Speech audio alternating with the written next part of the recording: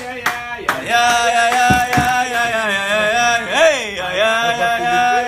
t'attends.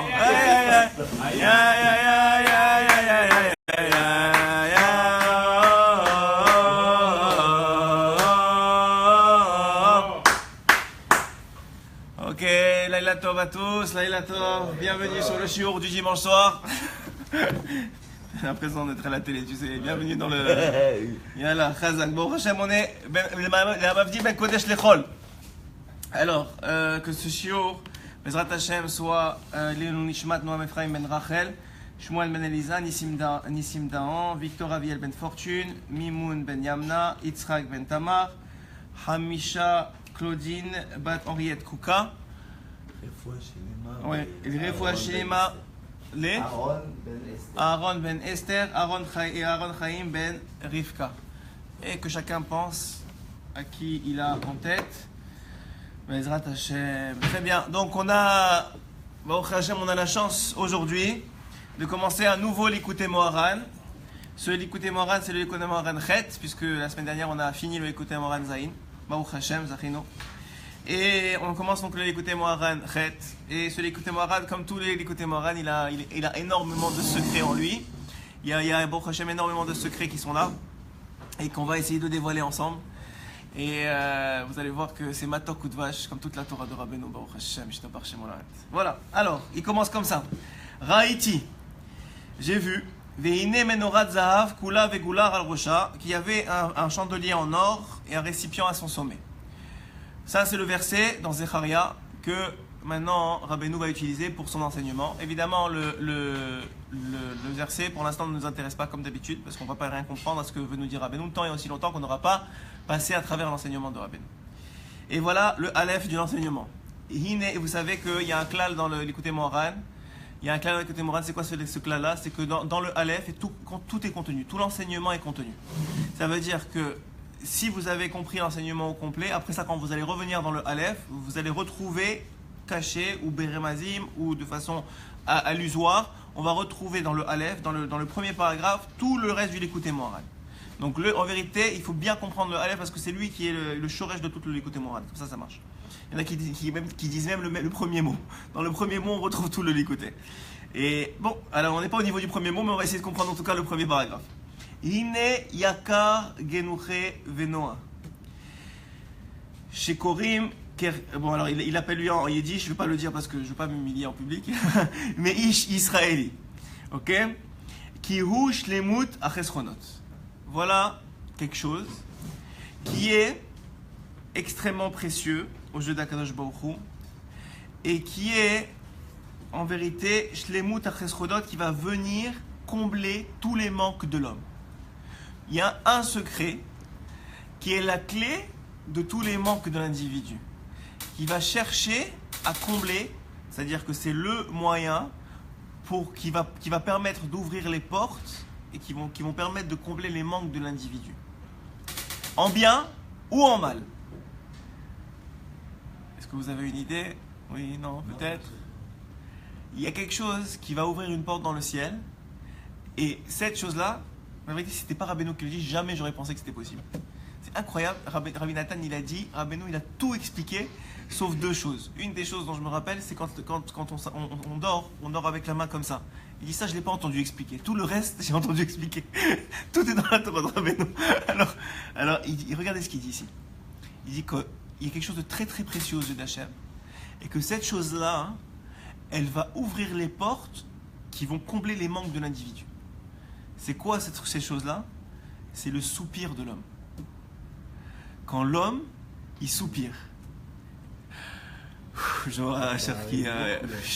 Quand l'homme, il soupire, ouais, ça arrive beaucoup. Et ça arrive sans le savoir. Tu n'as pas besoin de l'enseignement de Rabbeinu pour avoir un soupir. Quand est-ce que le soupir... Ah, alors attends, on va voir quand est-ce que c'est bien, quand est-ce que c'est pas bien. Attends, on commence l'enseignement, Yaakov. T'enflamme pas tout de suite. Alors, écoute bien. Alors il dit...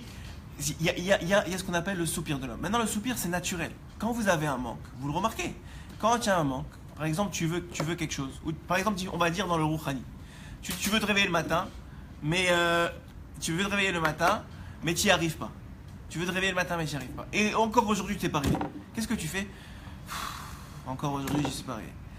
Maintenant, même dans le gashmi, quand c'est seulement gashmi, quand c'est seulement matériel, maintenant, je sais pas, il y a en tout cas, nous, mais les gens qui ont encore la télé à la maison, ils sont encore dans les pubs, etc. Ils voient une pub, un truc qu'ils veulent, que depuis longtemps, qu'ils n'ont pas les moyens de s'acheter. Qu'est-ce qu'ils vont faire? Encore, tu sais, il y a ce soupir qui sort, mais tu sais pas d'où il vient ce soupir-là. Je sais même pas pourquoi tu l'as. Rabbeinu va dévoiler ici, mettre dans cet enseignement-là. Le soupir-là, il est dans le bon comme dans le mauvais. Puis à un moment agréable, t'es... Voilà. Tu es aussi, alors, même dans un moment, il dit à Cher, même dans un moment agréable, tu as cette envie de soupirer, de dire Ani Benoach. Ani Benoach. Et d'ailleurs, c'est un des termes. Non, vous savez qu'en Israël, on dit beaucoup Ata Benoach. Non, ça veut dire quoi Ata Benoach? C'est une expression très israélienne. Ata Benoach. Est-ce que tu es bien? Est-ce que tu es correct? Est-ce que tu es content? Est-ce que tu es capable de soupirer de bien? Est-ce que ce soupir-là de bon, en vérité, de remerciement d'Hachem, tu es en train de soupirer, mais en vérité, tu vas dire merci Hachem, ça va bien.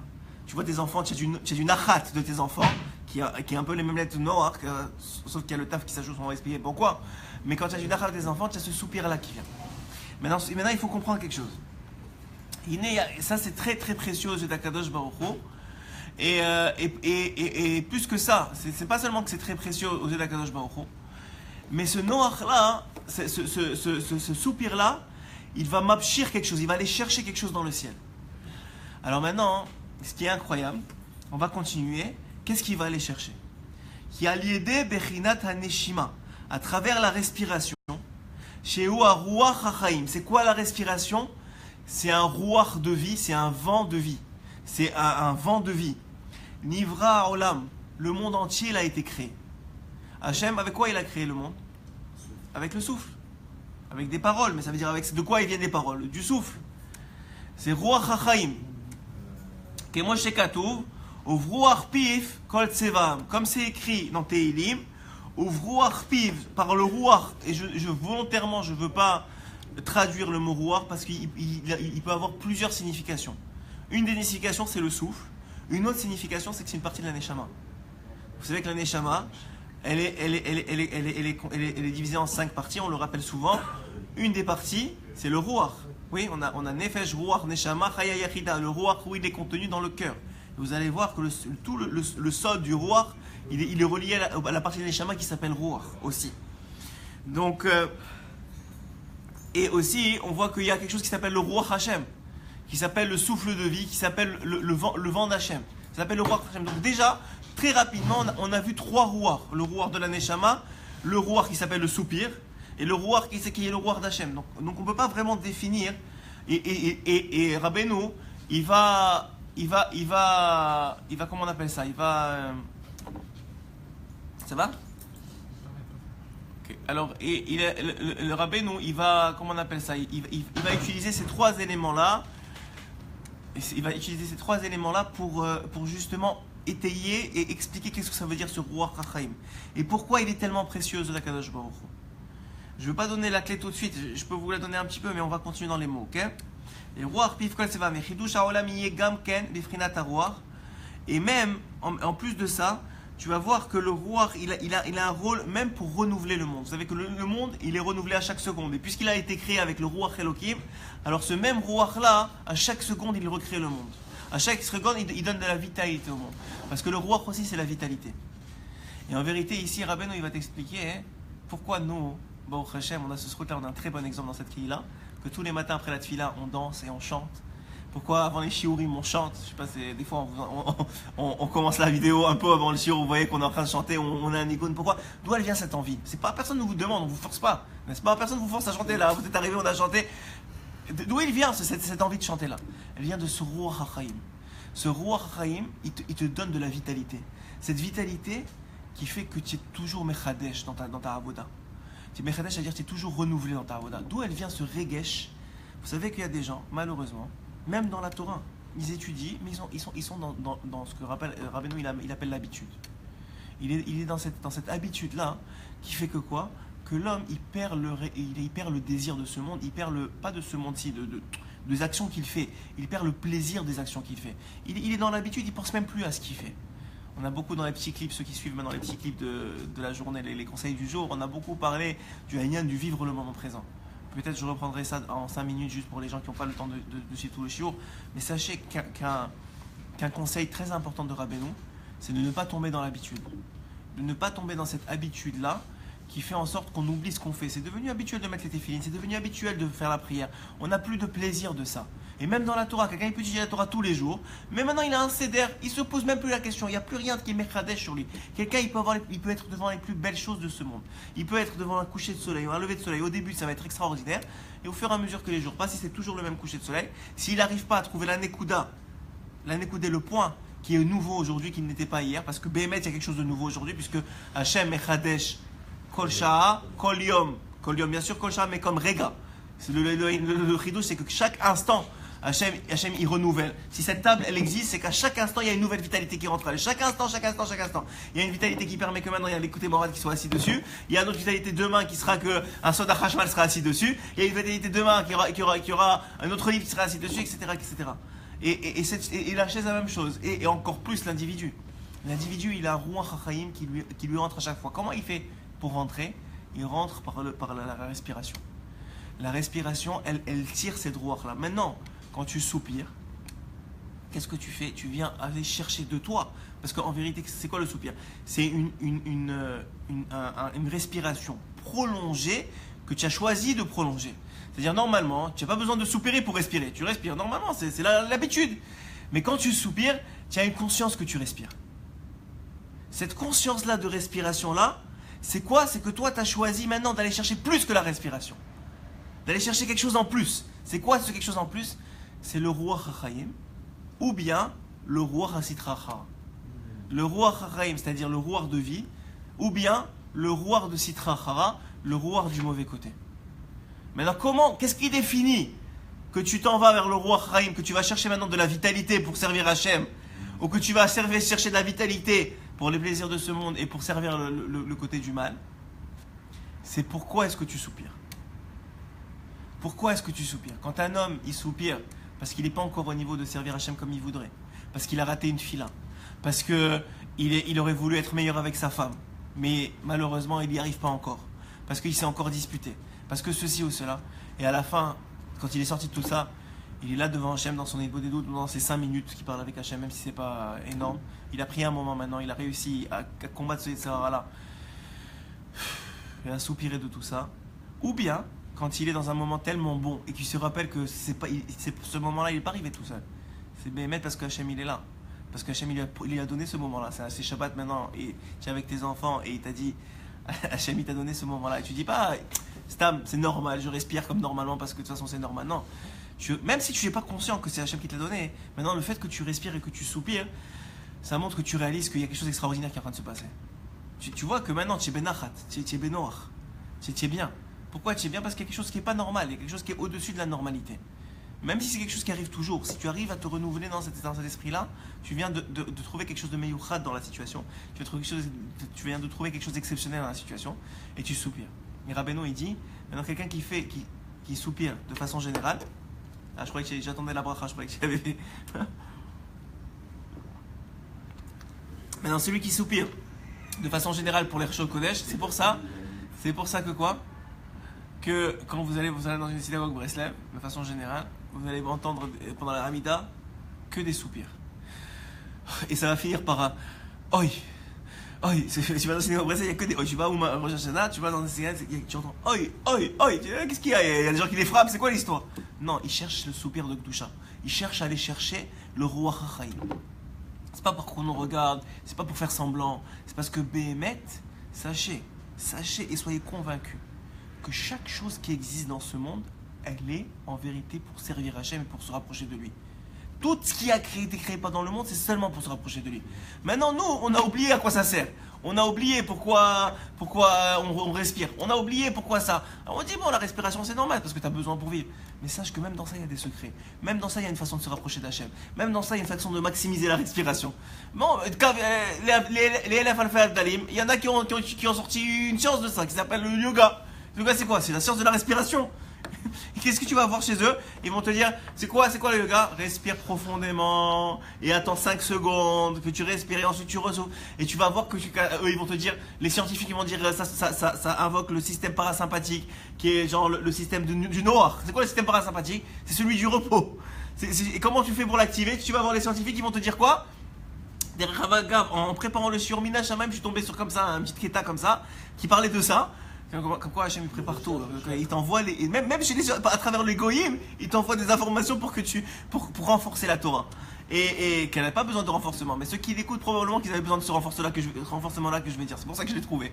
Ils disent les goyim que quand tu respires profondément, ils ont trouvé, en tout cas les scientifiques, ils ont trouvé que quand tu respires profondément, ça active le système parasympathique. C'est quoi le système parasympathique? Vous savez qu'il y avait 2 systèmes dans le corps, pour ceux qui ont fait un peu de science dans leur vie. Il y a le système sympathique et le système parasympathique. Le système sympathique, c'est celui du stress. C'est celui que quand tu es en stress, il s'active tout de suite. Et le parasympathique, c'est celui quand tu es bénoir, c'est celui du système de repos. Quand tu dors, tu es en système parasympathique. Ok? Très bien. Bon, en tout cas, quand tu ne fais pas de cauchemars et de rêves qui te stressent le cœur. Mais tu es dans le système parasympathique. Ok? On s'éloigne un peu du sujet, mais c'est pas grave. C'est très important de comprendre ça.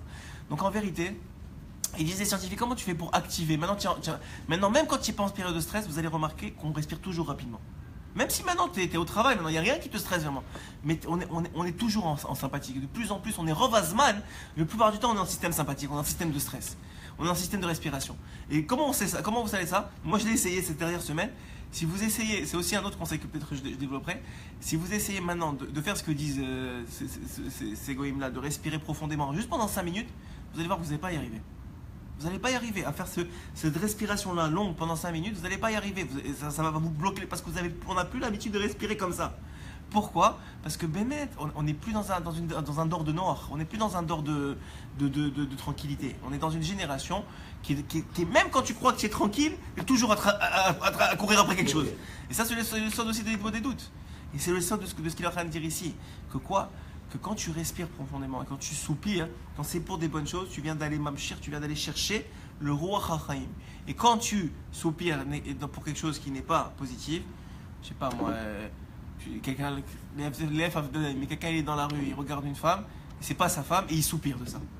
Il vient aller chercher dans le Ruach Sitracha. Il dit plus que ça.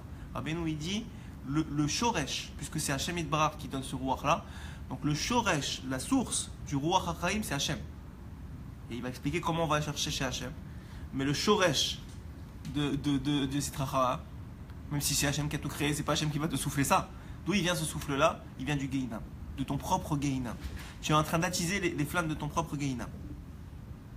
C'est complètement fou. Alors attends, il dit ici. כמו שכתוב תשלח רוחך ייבראון ותחדש פני האדמה. ורוח, גם כן חיות האדם. ורוח, גם כן, j'essaie de chercher le roi HaChaim, comme ça je vous sors quelque chose d'après. Vas-y, Adam, dis-moi. Peut-être qu'il n'y a aucune différence et que ça n'a aucune importance. Vas-y. Si ça te vient dans l'esprit, c'est que ça a une idée. Vas-y. Un soupir, est-ce qu'on soupire davantage par le nez ou par la bouche?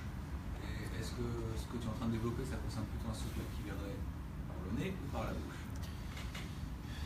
En sachant que, bien évidemment, quand je te pose la question, on sait que... A priori, ça doit rentrer par le nez. Parce que c'est écrit là-bas, dans d'autres... Même si on peut pas, c'est pas bien de... La source de vie, Hachem nous la donne par le nez. Donc, par le nez. A priori, c'est le nez. La neshama, elle rentre par le nez. A priori, c'est le nez. Même quand tu respires par la bouche, il y a toujours un peu qui se rentre par le nez.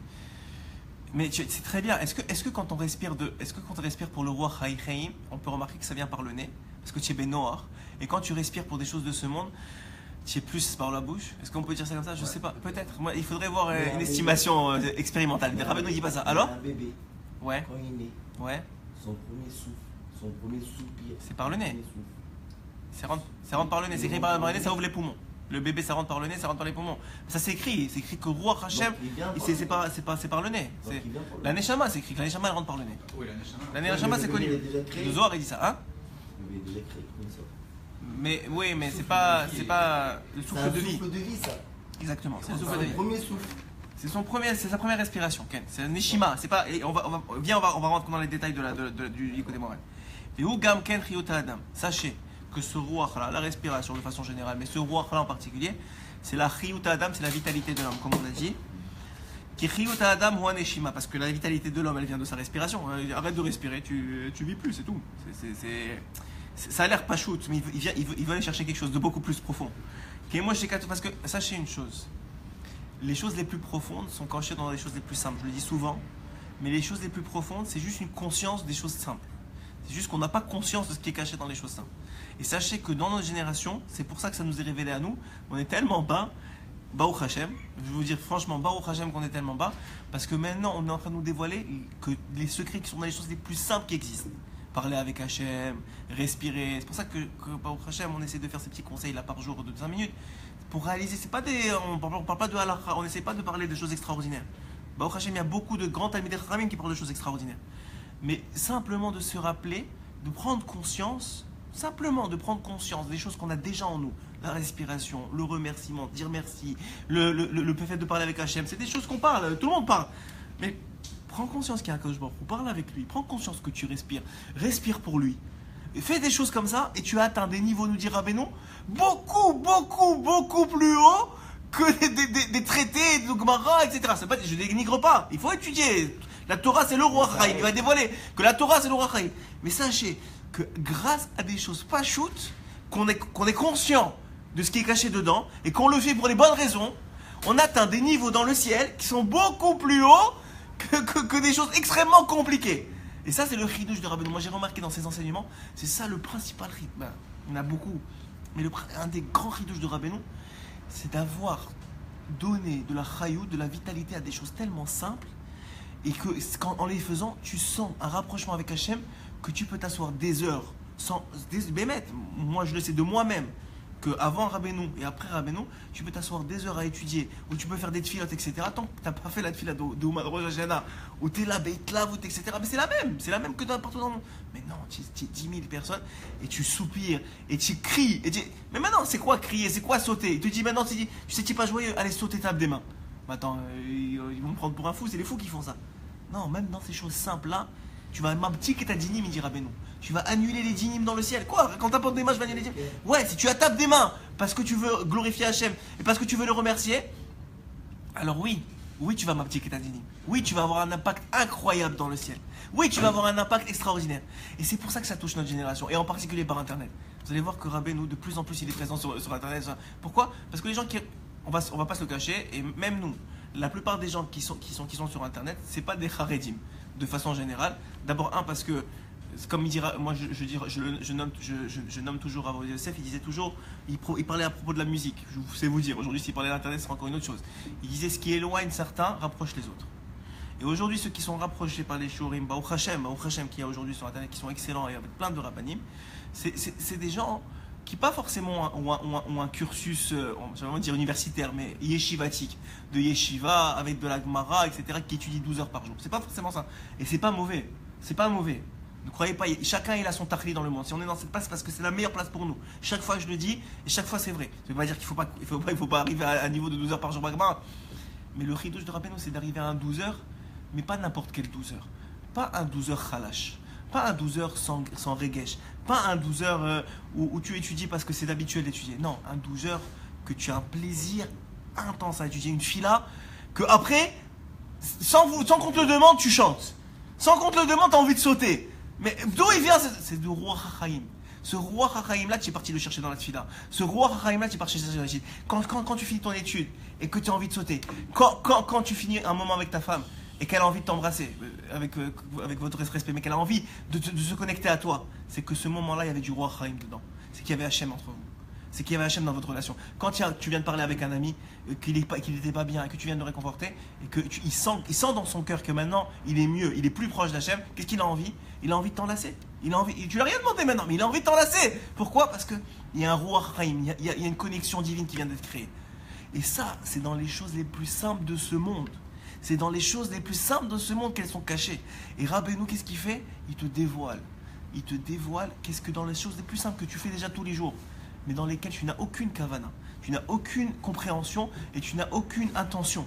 Tu respires parce qu'il faut respirer, tu pries parce qu'il faut prier, tu parles avec ta femme parce qu'il faut parler. Ah, tu fais ça?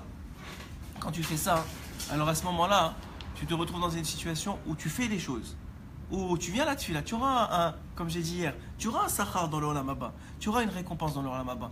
Mais ce Olam Hazé, c'est le Gehinam pour toi. Mais ce monde-ci, c'est l'enfer. Tu es venu à une heure de Torah, bravo, kol hakavod. Dans le Olam Haba, on va te dire tu as fait une heure de Torah, allez vas-y, voilà ton Olam Haba. Mais ce monde-ci pour toi, c'est l'enfer, tu n'as aucun plaisir à ce que tu fais. Pourquoi ? Parce que tu ne vas pas chercher ce roi Hachaim là. Alors une des façons de roi, il y en a beaucoup, mais une des façons de se l'écouter Moharan, d'aller chercher ce roi Hachaim, cette vitalité dans la Avodat Hashem, c'est par ce soupir là.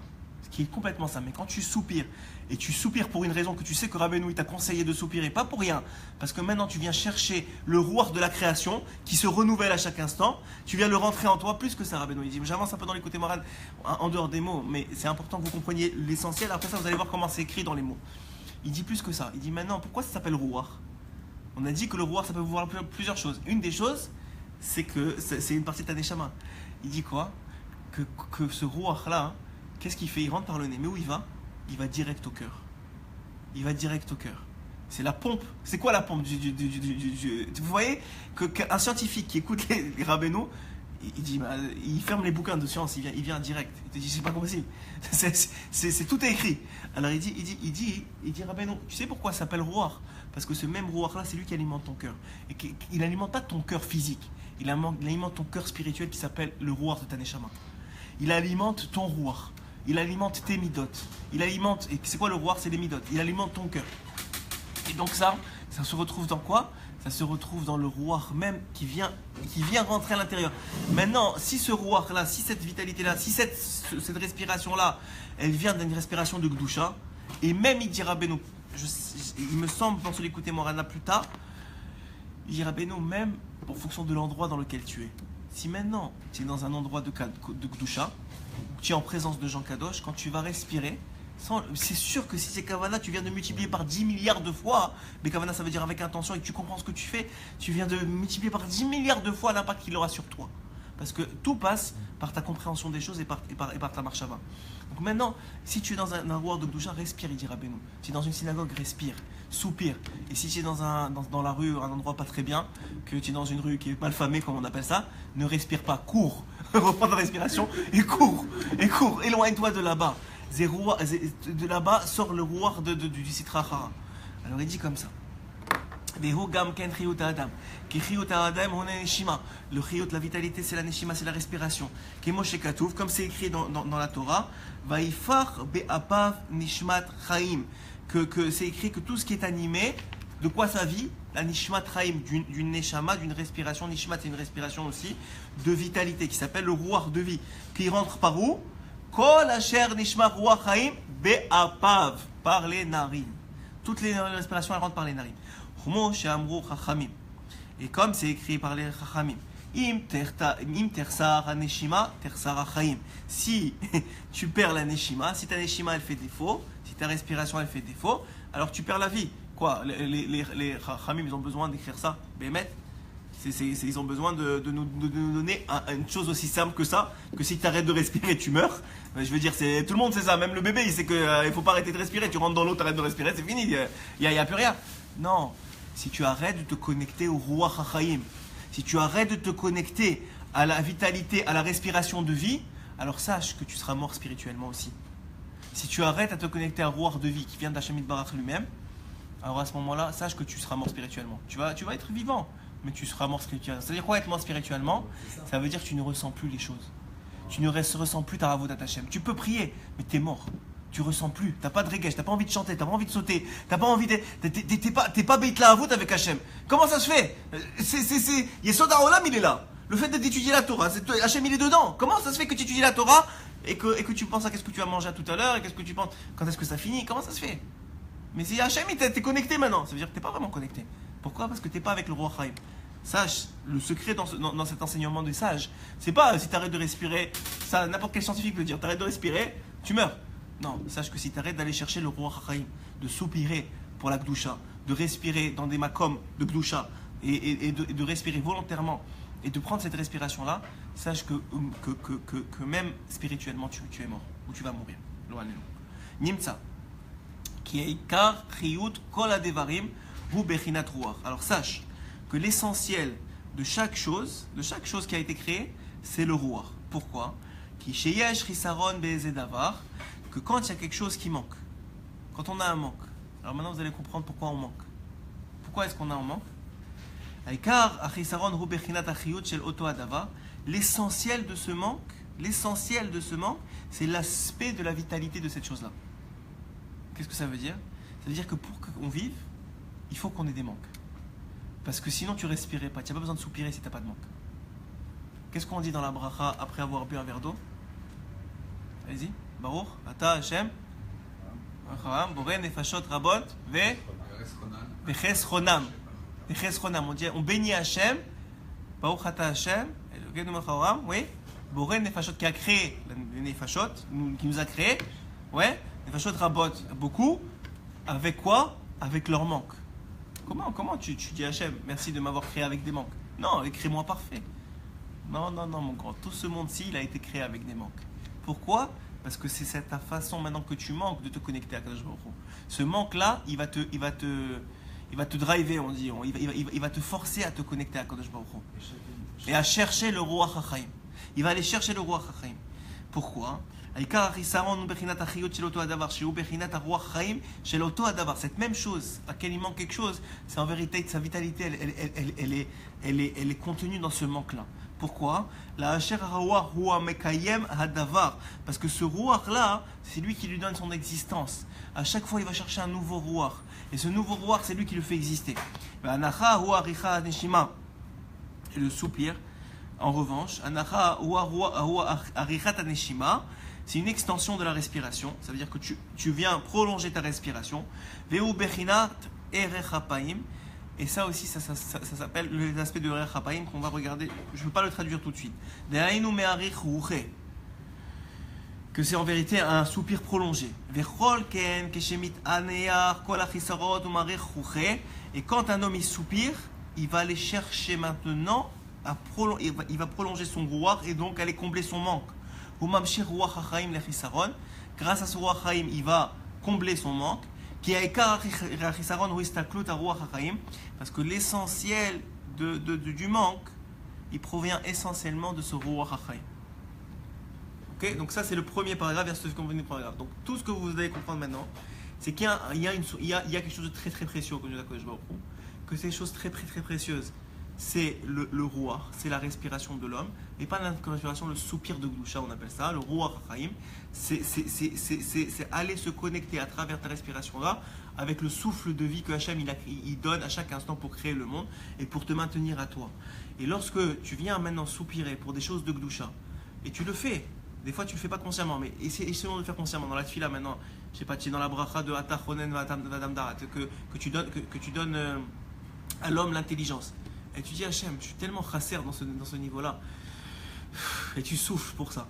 Et tu es là et tu respires et tu souffles pour ça. Pour Hachem, s'il te plaît, donne-moi plus d'intelligence. Tu viens par cette respiration-là, tirer l'intelligence dont tu as besoin. Tirer l'intelligence dont tu as besoin. Et même dans la gashmiyut, quand tu respires pour quelque chose, tu viens mamshir. Maintenant, si c'est quelque chose de mauvais, ça c'est encore tu viens de sortir le roi de Sitra Achara. Et à ce moment-là, tu te connectes avec un aspect qui est complètement différent. Ok? Maintenant, il va nous donner le deuxième paragraphe. Il parle de où se trouve ce Ruach HaChaim. Maintenant, on a dit comment on fait pour aller chercher, c'est par la respiration, par le soupir. Maintenant, où est-ce qu'il se trouve dans ce Ruach HaChaim? Voilà, il va dire mais Aïn Mekablim Ruach HaChaim. D'où on sort ce Ruach HaChaim? D'où il vient? C'est quoi sa source? Da Sherika Ruach HaChaim, que l'essentiel du Ruach HaChaim. Mekabelim Me'atzadik Ve'arav Shebador, il vient du tzaddik, que lui, il a réussi à contenir ce Ruach HaChaim là, à être connecté avec Hachem de telle façon que maintenant il est connecté au Ruach HaChaim. Ok? Vous suivez? Si vous avez des questions, allez-y, il n'y a pas de problème. Ok? Ce Ruach HaChaim.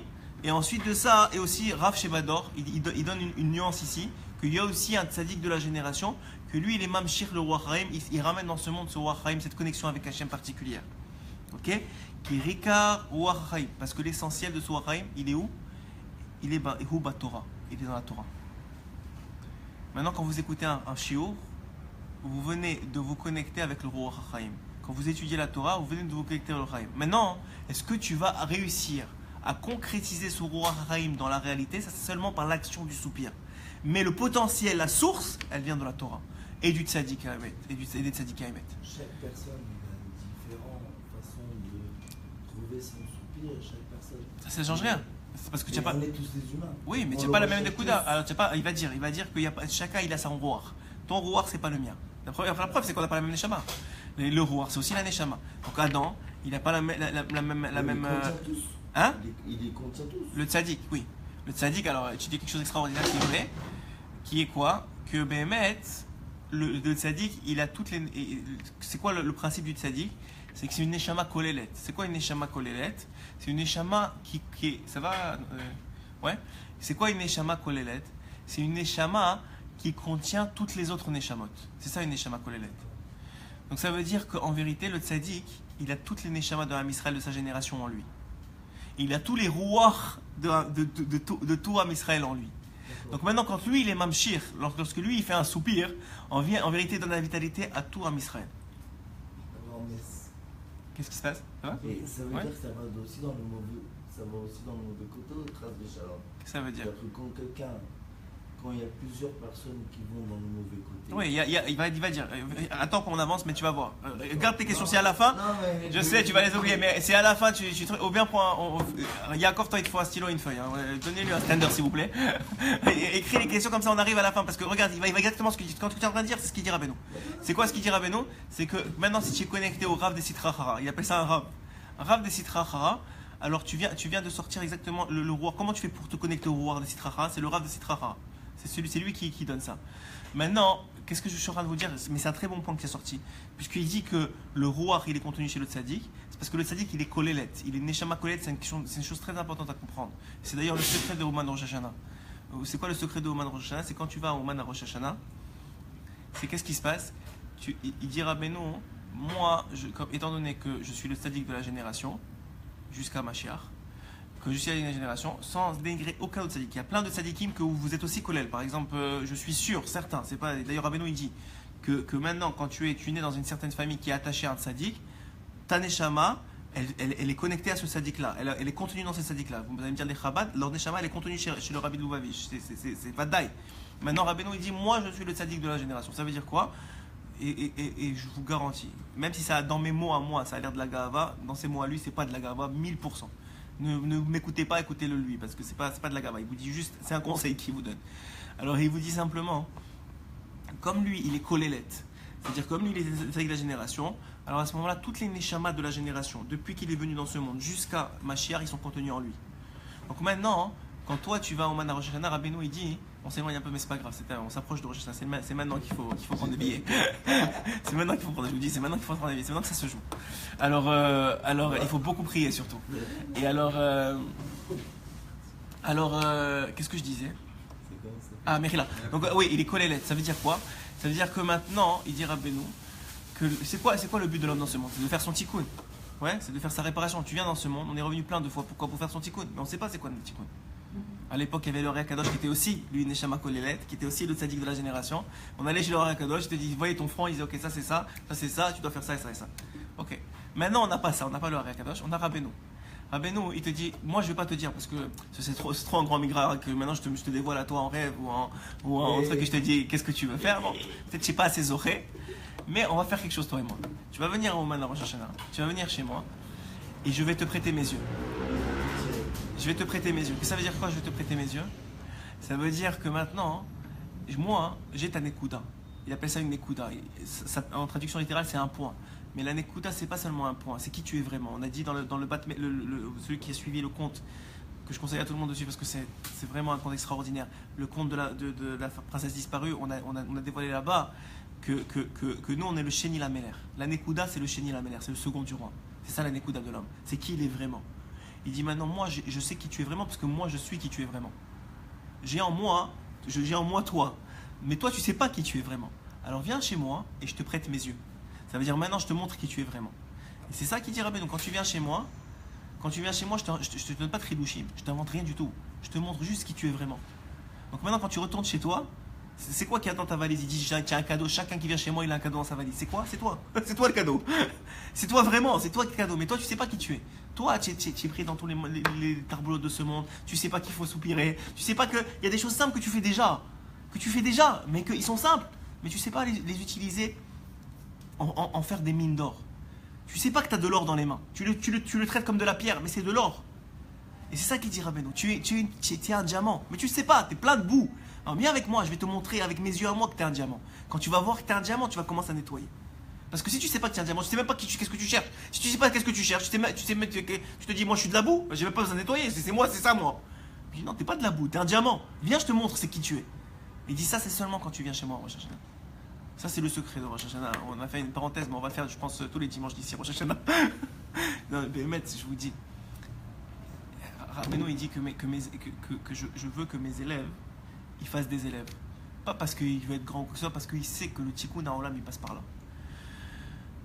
Maintenant, je parlais avec un ami que j'embrasse, David, qui est un de mes chavruta. Bon, Hachem qui me donne beaucoup de rizouk par rapport à Rabbeinu. Il est plus ancien. Normalement, Rabbeinu il a beaucoup de sources. Bon, Hachem, on sort des séfarim. Quand on s'assoit, il y a au moins 5-6 séfers sur la table. À chaque fois, on commence un séfer. On dit attends, mais ça c'est écrit là. Attends, on sort un séfer. Non, mais ça c'est écrit là. On sort un autre séfer. On a 5-6 séfers comme ça sur la table. Alors, il m'a dit quelque chose de très vrai. Il m'a dit que Rabbeinu il a demandé de faire des talmidim, c'est-à-dire de répandre son enseignement, parce que c'est un enseignement il appelle ça la Torah du Mashiach. C'est la Torah du Mashiach. Et Rabbeinu il a dévoilé que le Mashiach il va écrire un pirouche sur le Likutei Moharan. Ce que je vous dis maintenant, vous allez dire dis-moi, mais c'est pas ça qu'il a dit à Avraham Meir. C'est pas ça. Ne m'envoyez pas quand Mashiach il va venir à vous dévoiler le vrai sens de ce que je suis en train de vous dire. Moi je vous dis ce que je comprends.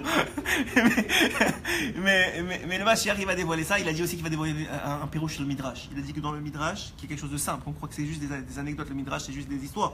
Il dit que l'un des plus grands niveaux de la Torah est contenu dans le Midrash. Donc il dit ici par rapport à pourquoi je vous dis ça, parce que donc David il m'a dit quelque chose de très vrai. Il m'a dit comment tu fais qu'un autre individu il soit un talmid de Rabbeinu. Je vais vous dire franchement et sincèrement, vous pouvez suivre tous les enseignements de Likutei Moharan qu'on a fait jusqu'à maintenant et vous pouvez finir le Likutei Moharan. Et c'est très très bien et vous avez fait beaucoup de Torah et ça va changer votre vie. Mais être un talmid de Rabbeinu, c'est-à-dire être connecté au Ruach HaChaim de Rabbeinu, c'est seulement aller au Mana Rosh Hashanah. C'est seulement ça. Je vous le dis, faire un talmid, c'est le convaincre d'aller au Mana Rosh Hashanah. C'est ça, le convaincre, c'est-à-dire lui donner la motivation, le ratson d'aller y aller. Et il y en a qui sont allés ici, ils peuvent confirmer que c'est vrai. Oui. Et Bémet, c'est comme ça. Mais même si tu le sais pas. Non, j'ai une question. Voilà, il signe. Je vais pas dire son nom parce que je veux pas truquer, mais il signe que c'est vrai comme ça. D'accord, j'ai une question. Vas-y, tiens une question. Je veux juste pas m'éloigner trop du sujet, mais vas-y, tiens une question. J'ai une question. C'est important les questions. Même les anciens talmids qui ont été à Ouman, Ouais. que maintenant ils sont. Ne rentre pas dans cette Aïnena. Ok. Bon, Ouman Rosh Hashanah, c'est ce qu'il dit Rabbeinu. Et un jour, j'ai demandé à Rav Kenig, enfin pas moi, David justement, il a demandé à Rav Kenig. Il a Mefourage, c'est écrit chez Rabbi Nathan, que la volonté de Rabbeinu après qu'il soit niftar, c'est qu'on a chez lui à Rosh Hashanah. Donc je ne veux même pas rentrer dans ça. Maintenant, il y en a que je respecte beaucoup, qui font énormément de bien, qui répandent le nom des enseignements de Rabbeinu dans le monde. Ils ont leur shita, tant mieux. Le Emet, je vais te dire quelque chose. Non, il ne renie pas. Au contraire, ils grandissent. Il ne renie pas du tout. Ils ont une shita différente. Ils ont une shita différente. Ils ont une shita différente. Mais moi, je te dis simplement que c'est évident. Et même eux, ils vont. Donc ça veut dire même eux, ils vont. C'est-à-dire que le Shoresh, il est chez Rabbeinu. Donc c'est pas Nenstam. Mais ça va. Alors ensuite de ça, donc qu'est-ce que j'ai en train de dire ici? Je voulais te dire simplement que pourquoi je vous parle de ça? Parce que c'est un bon point, parmi tous les points que tu rapportes, il y a un bon point. Le bon point, c'est que pourquoi il dit que Bezmet le Tzadik, il est kolélet de ce roi Chaim? Parce qu'il est kolélet de tous les rois. Il est kolélet, ça veut dire il contient, il est l'ensemble de ce roi-là. Et ce roi-là, pourquoi il est kolélet de ça? Parce qu'il est connecté à la Torah, à la vraie Torah. Le premier, Likutei Moharan, on a dit c'est Torah Emet. Torah Hashem, c'est Torah Emet. Cette Torah Emet-là, c'est pas n'importe quelle Torah. C'est pas n'importe quelle Torah qui est Torah Emet. On va faire une petite transgression encore une fois. Qu'on a fait par rapport à la parashat Korach Yachatet Vav lorsque je donnais Shiur, simplement de dire que sachez, il faut que je dise ce l'écouter à la chôte là parce qu'il est tellement important à comprendre et les gens ils se fourvoient et c'est la source de toutes les marloquettes de tout le monde entier. Chazal, ils disent, par rapport à Korach, quelque chose de particulièrement important à comprendre, que d'un côté, il n'y aura plus jamais une marloquette comme celle de Korach et son assemblée avec Moshe, et que de l'autre côté,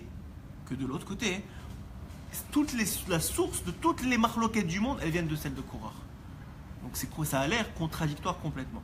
Comment est-ce que Chazal, et en particulier Rabbi Nathan dans l'Écoute à la Rote, il résout ce problème-là? Il explique que pourquoi est-ce que le problème de Korach et de son assemblée, c'est la source de tout. Parce que ça ne va jamais plus arriver après ça. Parce que Korach et son assemblée, c'est la dernière fois qu'il y aura dans une dispute quelqu'un qui aura 100% raison et quelqu'un qui aura 100% tort. C'est-à-dire qu'à partir de maintenant, à partir de Korach, et jusqu'à toutes les marloquettes qui viennent, et la vôtre aussi, si vous êtes disputé avec qui que ce soit, vous allez comprendre très vite que c'est que du Yetzer Hara, parce que sachez que quelle que soit la dispute, vous avez vos parents, vos enfants, vos frères, vos soeurs, ce que vous voulez, s'il y a une dispute quelconque, sachez qu'il n'y a pas Hachem dedans. Que Hachem il n'est pas là. Pourquoi? Parce que c'est sûr qu'il n'y a pas 100%, il n'y a pas un qui a 100% raison et un qui a 100% tort. Vous êtes tous en tort et en raison en partie commune. Ça c'est la première chose. Maintenant, pourquoi est-ce que c'est le shoresh de toutes les marloquettes? Pourquoi est-ce que c'est la source de toutes les autres marloquettes, cette histoire de Korach? Parce que Korach il dévoile qu'un homme il rentre en marloquette seulement pour une seule raison. Parce qu'il croit qu'il a le émet. Il croit qu'il a raison. Il est convaincu qu'il a raison. Même Korach, nous dévoile Rashi. Pourquoi est-ce qu'il est rentré en marloquette? Parce qu'il a vu Beruach HaKodesh qu'allait descendre de lui Shmuel. Et que Shmuel, c'est écrit qu'il est Keneged Moshe et Aaron. Donc il a vu que sa descendance, elle allait être un tzaddik comme ça. Elle a dit c'est forcément que j'ai raison de faire ça. Il n'a pas compris, il savait pas Korach, que la Torah et la Tzidkut, elle n'est pas héréditaire. Il n'avait pas compris ça. Mais comment Attends. Alors, de Korach et la Tzidkut, elle n'est pas héréditaire, ok? Alors après ça, hein, tiens, donne ça. alors Korach et la Tzidkut, elle n'est pas héréditaire, ok? Maintenant pourquoi? Donc lui-même il pensait qu'il avait raison. Et Rabbi Nathan, dans l'Écouter à la Rote dans Bereshit, il rapporte un enseignement extraordinaire. Il dit que la création du monde, elle a été créée avec le Hémet. Ouais, ça veut dire quoi? Tout on sait ça. Il dit Bereshit bara Elokim, et Hashamayim vet haaretz. Les premiers mots Bereshit bara Elokim, ouais, et ça fait Sofet Tevot. Les dernières lettres, ça fait Hémet. Donc tu vois de là, dit Rabbi Nathan, que le monde il a été créé avec le Hémet. D'un autre côté quoi? D'un autre côté, on se trouve que finalement, Béhémet, on se trouve qu'il y a un midrash qui nous dit qu'au moment de la création du monde, Hachem il a créé le monde, et lorsqu'il a créé ce monde-là, tu peux sourire quand même, il n'y a pas de problème. Après, alors avec ce monde-là, il a créé le monde. Écoutez bien, parce que c'est très très important. Je fais une transgression volontaire dans l'écouter Moran parce que c'est important de comprendre ça. Et c'est à l'écouter à la faute de base qu'il faut comprendre. Il a créé le monde, et c'est écrit qu'il a demandé à des anges leur avis, ok, pour nous apprendre qu'il faut prendre avis, etc. Bon, ça c'est une autre histoire. Mais il a demandé à des anges leur avis. Et lorsqu'il a demandé à des anges leur avis, il y en a deux, dont un en particulier qui nous intéresse, nous dira Rabbi Nathan dans l'écouter à la Rote. Il y en a un en particulier qui nous intéresse beaucoup. C'est qui cet ange en particulier? C'est le ange du Hémet. L'ange du Hémet, il a dit il ne faut pas créer le monde. Pourquoi? Parce qu'il y a le Sheker. Il va avoir le Sheker, il va avoir le mensonge. Puisqu'il va avoir le mensonge, c'est pas Kedaï, ça ne vaut pas la peine de créer le monde. Qu'est-ce qu'il a fait Hachem? Il a pris l'ange du Hémet, il l'a jeté par terre. Il lui a dit tu te relèveras. Alors Rabbi Nathan dit je comprends pas. Si d'un côté tu me dis que le monde il a été créé avec le Hémet, mais de l'autre côté tu me dis que pour créer le monde il a jeté l'ange du Hémet par terre, ça fait pas de sens, c'est contradictoire encore une fois, oui ou non? Rabbi Nathan il voit quelque chose d'extraordinaire. Il dit il y a le Hémet, il y a le Hémet la mytho. Il y a le Hémet, il y a la vérité, et il y a la vérité des vérités, il y a la vérité absolue. Ok, c'est quoi la différence entre les deux? Le Hémet, il se définit par rapport au Sheker. Il se définit par l'opposition au Sheker, il se définit par l'opposition au mensonge. Il n'existe que parce qu'il y a du mensonge. Ok? C'est pour ça qu'il a dit, il y aura du mensonge, moi je ne peux pas exister. Puisque le mensonge, il prend ma place. Et pourquoi c'est comme ça? Parce que c'est pas un Hémet la mi-temps, c'est pas un 100% de Hémet. Même dans le Hémet, il y a du mensonge. Même quand tu crois que tu as raison, en vérité, tu as un peu tort. Ok? Alors attends, on y arrive. Écoute, on y arrive. Et donc, Ça, c'est le Emet, ok? Maintenant, il y a ce qu'on appelle le Emet Lamito. Le Emet Lamito, c'est la vérité des vérités. Ça, c'est Akadosh Baruch Hu Be'atzmo Chvodo. C'est Hachem lui-même. Ce Emet Lamito, il est 100% Emet. Et même avec le mensonge, ça ne l'affecte pas. Il existe quand même. C'est-à-dire que ce mensonge-là, il ne fait pas que le Emet, il n'existe pas. Il existe. Maintenant, crois au mensonge, c'est ton problème. Mais ce Emet-là, il existe. Il dit, c'est quoi la Nekuda? C'est quoi le point que tu sais que tu es dans le Emet Lamito? C'est quand il y a du Shalom. Le Shalom, c'est un des noms d'Hachem. Le Emet, c'est la signature d'Hachem. Il dit, tu ne peux pas signer si tu n'as pas un nom. Tu ne peux pas signer si tu n'as pas un nom, n'est-ce pas? Donc quand est-ce que tu vas signer? Lorsque tu t'appelles Shalom. Lorsque Bémet, il y a du Shalom, là, si tu es dans le Emet, la Mito. Si tu n'as pas du Shalom, sache que tu n'as pas d'Hachem. Il n'y a pas Shalom, il n'y a pas Hachem. S'il n'y a pas Hachem, il n'y a pas de Emet. Tu es dans le Sheker en vérité. Même si tu crois que tu es dans le Emet. Ensuite de ça, comprenez bien autre chose. C'est que maintenant, il y a une autre Nekuda. C'est qui dit que le Emet, il rapproche toujours. Il n'éloigne jamais. Il rapproche toujours, il n'éloigne jamais. C'est-à-dire que maintenant, toi, tu enseignes, par exemple, on va parler de façon pratique, de façon un exemple simple. Tu parles à ta femme ou tu parles à tes enfants et tu leur dis la vérité. Tu les éduques, tu leur dis la vérité. Mais tu leur dis pas de la bonne façon et c'est pas le bon moment pour le dire. Ok? Alors, pour Hachem, il n'a pas besoin de cette vérité-là. C'est faux, parce que ça l'éloigne. Si tu vois que quand tu as dit quelque chose, ça a éloigné ton fils ou ta femme de la Torah, de vouloir faire Hachem, de vouloir faire la volonté d'Hachem, pourtant tu lui as dit la vérité, tu lui as dit une halakha, mais c'est faux. C'est vrai, mais c'est faux. C'est-à-dire c'est pas 100% vrai. C'est pas 100% vrai. C'est ça que ça veut dire. Ça veut dire que c'est pas 100% vrai. Ça veut dire que Béhémet, parce que le 100% vrai, il fait que rapprocher.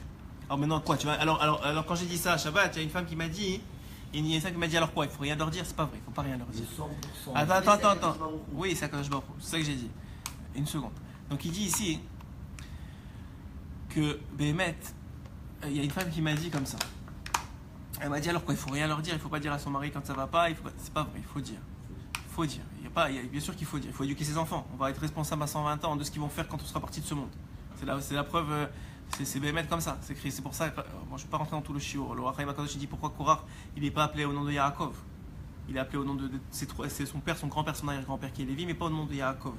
Ouais, pourquoi? Parce que sa faute n'a pas touché Yaakov, mais sa faute elle a touché Lévi, elle a touché Kéhat, elle a touché tous ses ascendants. Donc quand tu fautes, en vérité, c'est pas seulement toi qui fautes. Tu fautes et tu touches tous tes ascendants jusqu'à un certain point en fonction de la faute. Maintenant, ce que je suis en train de te dire maintenant, c'est pas ça. Maintenant, ce que je suis en train de te dire, c'est simplement qu'il faut savoir alors elle m'a dit, il faut pas leur dire, il faut leur dire. Alors j'ai entendu un exemple extraordinaire que je vais vous rapporter, qui est très très beau, que moi j'ai trouvé très beau, qui est tout à fait simple, mais qui est extrêmement beau et qui est Béhémet dans le même Aïnan. Que quoi? Qu'un homme il doit savoir. Par exemple, je sais pas, tu as amené ton fils qui est petit ou ta fille qui est petite, tu l'as amené au zoo, ok? Alors maintenant, elle est émerveillée, tu es devant les chevaux, on va dire, elle est émerveillée devant les chevaux. Et maintenant, elle te dit, papa, regarde les chevals. Alors, un imbécile, je vais l'appeler comme ça sincèrement, on est tous imbéciles un peu, il va lui dire, mais non, ça s'appelle des chevaux. Qu'est-ce qu'elle va dire la fille? Attends, papa, je te parle de ce que je ressens, tu me parles de la grammaticale là, tu me parles des orthographes, qu'est-ce que ça me change maintenant? Ça va pas lui apporter. Elle va apprendre que ça s'appelle des chevaux, mais elle va l'apprendre de la mauvaise façon, ça va l'éloigner en vérité. Ça va l'éloigner de son sentiment de rapprochement avec Hachem, parce que maintenant elle est en train de connecter. Alors que tu dis, tu as vu, regarde ce cheval, qu'est-ce qu'il a créé Hachem, etc. Et tu vas lui dire, regarde ces chevals, tu joues son jeu, regarde ces chevals, c'est-à-dire tu joues son jeu, tu ne le fais pas de remontrance. Mais sur un autre jour, ou même sur le chemin du retour, ou à un moment où il y aura un cheval sur la route, tu dis à ta fille, tu sais, ma fille, regarde les chevaux, comment ils sont beaux. Maintenant, ça n'a rien à voir, c'est des jours après. Ta fille, qu'est-ce qu'elle va dire? Elle va dire, oups, ça s'appelle des chevaux, c'est pas des chevals. Attends, papa, il m'a pas dit ça, il m'a pas repris la dernière fois. Elle va dire, waouh, comment il est grand, mon père. Comment il est bon, mon père. Qu'il savait que j'étais en tort, mais il m'a pas fait la remontrance. Il a attendu que ce soit le bon moment, et maintenant je vais l'apprendre. Et je vais le faire be'ahava. Ça, c'est un moussa extraordinaire pour nous. Sachez que la remontrance, elle peut arriver, mais lorsqu'elle est faite b'derer shalom, elle est faite dans le chemin du shalom. Elle est faite de façon à ne pas confronter l'autre, mais à l'aider à grandir, sachez que vous allez atteindre beaucoup plus que quand vous avez réprimé sur le coup. Et c'est très difficile, hein, je vous dis, c'est extrêmement difficile. Bien sûr qu'il faut avoir un niveau, il faut être connecté au roi Chaim. Pour faire ça, il faut être connecté au roi Chaim. C'est ça que je vous dis, il faut être connecté au tzaddik. Il faut avoir des enseignements. L'exemple que tu as donné, c'est Akadosh Baruch Hu lui-même. Akadosh Baruch Hu, il donne lui-même cet exemple avec ses enfants. Bien sûr. Akadosh Baruch Hu, est-ce qu'il te punit tout de suite? Il ne te punit pas tout de suite. Il est lent. Il est Erer Hapaim. Il est lent. Il ne te punit pas. S'il te punit tout de suite, c'est en vérité qu'il a profité de cette punition pour te punir pour d'autres choses et celle-là. Mais il ne t'a pas puni tout de suite. Sache que ça fait longtemps qu'il attend. Hachem, il est Erer Hapaim. Je me demandais pourquoi on avait fait cette transition-là. Maintenant, je comprends. Pourquoi on a fait ça? Parce que Béhémet, Hachem, il est comme ça. Hachem, il agit avec toi de la même façon. C'est-à-dire il est lent, il est patient avec toi. Erer Hapaim en réalité ça veut dire patience. Je voulais pas le traduire, mais voilà. Je vous ai traduit par l'histoire. Ça c'est la patience. L'Erer Hapaim c'est la patience. Hachem il est Erer Hapaim avec toi. Il attend. Quand est-ce que tu vas faire? Tu vois mon fils, quand est-ce que tu vas faire? Et un jour, quand c'est le bon moment, il va t'en mettre une. C'est vrai. Si c'est la façon de te ramener, il va te ramener comme ça. Il va t'en mettre une. Mais au moment où il va t'en mettre une, il va profiter de ce moment-là que c'est le meilleur moment pour toi parce que tu vas revenir d'un coup et il va te faire payer, entre guillemets, il va te faire réparer. Je préfère ce mot-là. Il va te faire réparer tous les problèmes que tu as eu jusqu'à maintenant. Ça, c'est une chose. Et en plus de ça, il va profiter de te faire revenir vers lui. Et ça, c'est le Emet La'amito. Le Emet La'amito, c'est celui qui rapproche et pas celui qui éloigne. C'est un enseignement essentiel. Essentiel dans la Avodat Hashem, dans notre rôle d'éducateur qu'on a avec chacun des gens qui nous entourent. On a un rôle d'éducateur avec nos enfants, c'est sûr, mais même avec nos amis, même avec notre femme. Mais quand est-ce que le rôle d'éducateur il est mal pris, il est mal perçu, et il dit mais de quoi tu te mêles, etc. C'est quand il est fait de façon lorsque cette remontrance-là, qui est nécessaire, je ne dis pas qu'elle n'est pas nécessaire, c'est la façon dont le monde il doit avancer. On a besoin des autres, mais lorsqu'il est fait de façon à ce qu'il ne confronte pas. Et ça, je vous dis, c'est un enseignement très important à prendre. Maintenant, on va continuer parce que je veux au moins finir le deuxième paragraphe qui est Bezrat Hashem, un deuxième paragraphe pour qu'on arrive. Ou bien, peut-être pas, mais c'est pas grave. En Bezrat Hashem, on a quand même beaucoup d'enseignements aujourd'hui. Donc on continue. Roi Torah, donc on sait que le roi Chaim il est contenu dans la Torah. Pourquoi? Parce que Hashem, il a créé le monde. Il a créé le monde avec quoi? Avec la Torah, avant que le souffle y sorte. Avec quoi il a créé le monde? Avec la Torah. La Torah, c'est le plan du monde. Donc en vérité, c'est le souffle de la Torah qui plane sur le monde. Et Rabbeinu, il va prouver ça avec un pasouk. Qu'est-ce qu'il va dire?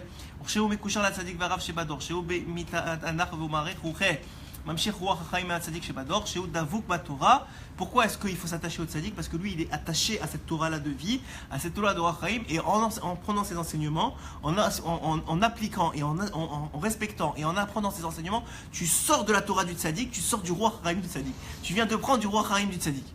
Zeu nikra tzaddik ish asher ruach bo. Comment il appelle dans Bamidbar, c'est écrit le tzaddik, c'est celui dans lequel il y a le ruach. C'est écrit, la Torah elle dit ish asher, c'est un homme, asher ruach bo, qui a le ruach en lui. C'est ça, c'est le ruach de toute notre ruach à nous, il est chez lui. C'est le ruach chaim. Et à ce moment-là, il est capable, en fonction de chacun, de dire toi ton ruach c'est ça, je vais te le donner comme ça. Toi ton ruach c'est ça, je t'en donne cet enseignement comme ça. C'est-à-dire que ce même enseignement, Adam, toi tu vas le sortir avec, tu vas l'appliquer maintenant de Bezrat Hashem, parce que comme je vous ai dit, l'essentiel de tout ce que j'essaye de faire moi et de tout l'enseignement de Rabbeinu, c'est de l'appliquer. C'est de l'appliquer.